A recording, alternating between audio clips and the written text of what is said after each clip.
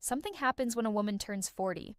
Not all at once, not with fireworks or breakdowns, but quietly, subtly, like a shift in the air, a new kind of silence after years of noise. It begins with a thought she can't quite explain, a whisper, barely audible. Is this all there is?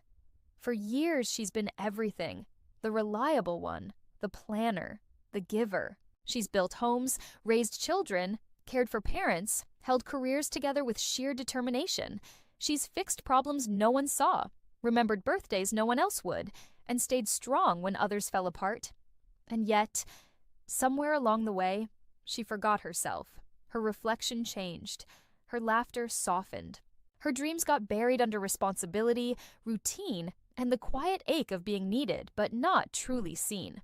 At 40, something ancient stirs in her. Not the fear of aging, that comes later, but the awareness of time, the realization that the road behind her is longer than the one ahead. And suddenly, she begins to ask, who am I when I'm not everything for everyone else? It's not a midlife crisis, it's a midlife awakening. And it's terrifying, because it demands honesty. She looks at the life she built, and she sees both beauty and compromise. The love that once thrilled her now feels distant. The routines that kept her safe now feel like cages. And she wonders, when did comfort become confinement? For years she's followed the script. Be kind, be patient, be grateful.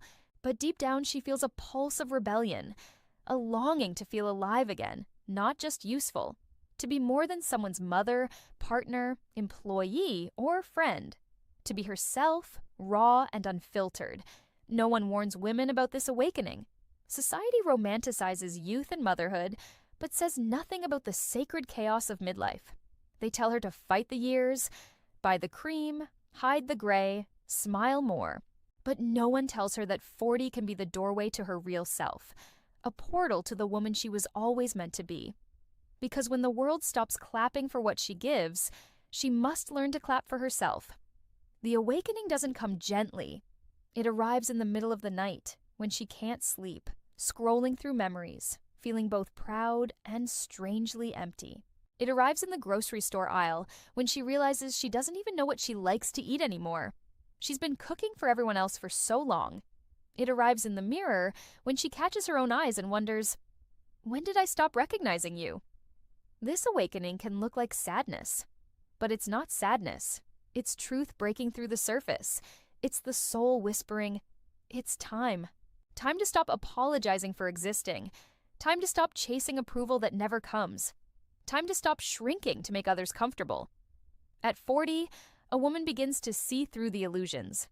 She sees that perfection is a prison, that people-pleasing is a slow death, that doing it all was never about balance, it was about survival. And once she sees it, she can never unsee it. The same woman who once smiled through exhaustion begins to say no.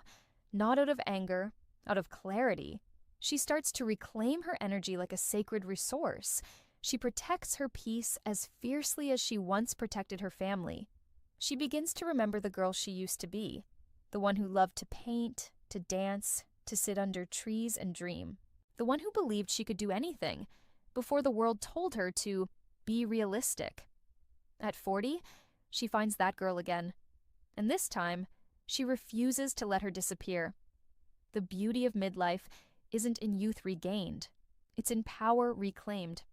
For the first time, she lives not to be chosen, but to choose. Not to be admired, but to be authentic. She learns that freedom is not found in escape. It's found in alignment. She no longer needs to prove her worth. She already proved it by surviving, by staying, by loving, by starting again, even when she was tired. Something shifts in her friendships too. She no longer entertains the shallow ones, the ones built on gossip or performance. She seeks real connection, conversations that feed the soul, not the ego. She wants truth, not flattery, depth, not distraction, peace, not noise. And in love, she begins to crave presence over promises. She's not impressed by grand gestures anymore.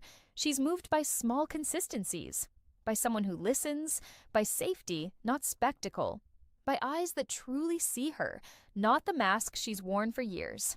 Some relationships will fade as she rises, not because she stopped caring, but because she stopped pretending. Her energy becomes selective. Her boundaries sharpen. Her silence becomes a language. And some people won't understand the woman she's becoming because they only knew the version of her that needed to please them. That's the cost of awakening.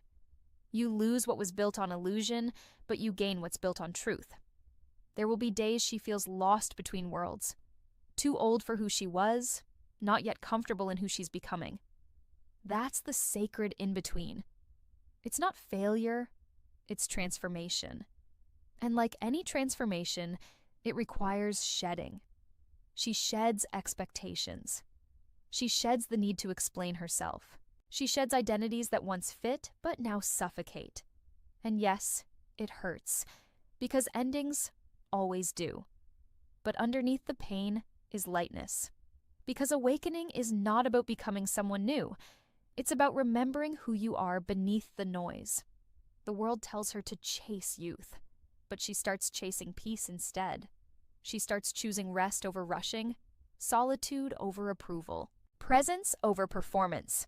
She begins to see beauty differently, not as perfection of form, but as depth of being. Her wrinkles become maps of laughter, tears, and lessons.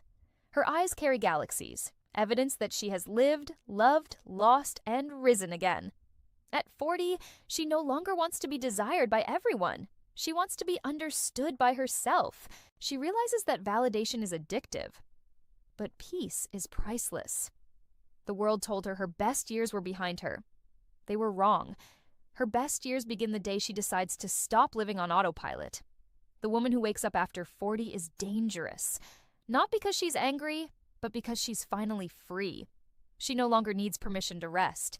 She no longer needs applause to feel valuable. She no longer measures her worth in comparison to others. She stops chasing closure and starts creating beginnings. She stops asking, "Why me?" and starts asking, "What now?" She stops waiting for someone to save her and realizes she was the hero all along. She learns to hold paradoxes, to be soft and strong, to love deeply without losing herself, to let go without bitterness, to forgive without forgetting. She learns that boundaries are not walls. They are doors that open inward. And the first person she lets in again is herself. She starts to treat her body with kindness, not as an ornament, but as a miracle that has carried her this far. She no longer punishes it for changing. She thanks it for surviving. She begins to love slower, but deeper. She speaks less, but with more truth. She moves differently, not to impress, but to align. Her silence is no longer emptiness. It's power. And little by little, the world around her changes too. Her children start noticing her peace. Her friends feel safer around her calm. Even the people who once misunderstood her begin to soften, because peace is contagious. And a woman in her truth doesn't need to convince anyone. She simply is. There's a glow that doesn't come from youth or makeup or filters. It comes from self-ownership, from knowing she can lose everything external and still never lose herself again. This is the true beginning of womanhood. Not at 18, not at marriage, not at motherhood, but at the moment she wakes up and says, "I am enough, exactly as I am." The world won't always celebrate this version of her. They might call her distant, complicated, unpredictable. But she smiles, because she knows that being misunderstood is the price of being real. And real is what she was born to be. The woman who wakes up after 40 doesn't chase the storm anymore. She becomes the calm after it. She doesn't crave attention. She commands respect. She doesn't beg for love. She radiates it, effortlessly, abundantly, quietly. She's not searching for a new life. She's returning to the one that was waiting beneath the noise all along. Because after 40, a woman doesn't need to be reborn. She simply needs to remember. Remember her strength. Remember her curiosity. Remember that joy is not a luxury. It's medicine. That solitude isn't loneliness. It's clarity. That saying no isn't rejection. It's redirection. When she wakes up, she realizes she was never broken. She was just buried under expectations. And now, One breath at a time, she's rising. Her story is no longer about being everything to everyone. It's about being true to herself, even if that truth shakes the walls she once built. Because freedom isn't loud. It's the quiet confidence of walking away from anything that costs your peace. It's the courage to start again at 40, 50, or 60 without apology. So, if you're listening to this and something inside you stirs, if you feel that quiet ache in your chest, that whisper that says, "I'm meant for more than this," don't silence it. That's not fear. That's your rebirth calling. Let it. Let it burn away the masks. Let it wash off the guilt. Let it remind you that you are not too late. You are not too old. You are not too much. You are right on time. The moment a woman wakes up after 40 is the moment the world begins to see her for who she truly is. Not as she was told to be, not as she tried to be, but as she was always meant to be. Wild, wise, whole, and free.